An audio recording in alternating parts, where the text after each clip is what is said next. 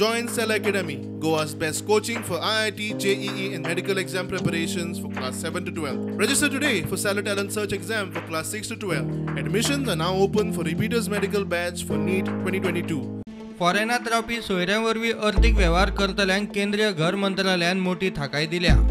10 लाख रुपया मेरेन ट्रान्झॅक्शन संबंधित ऑथॉरिटी कळय नासतना करपाची मेकळीक दिल्या।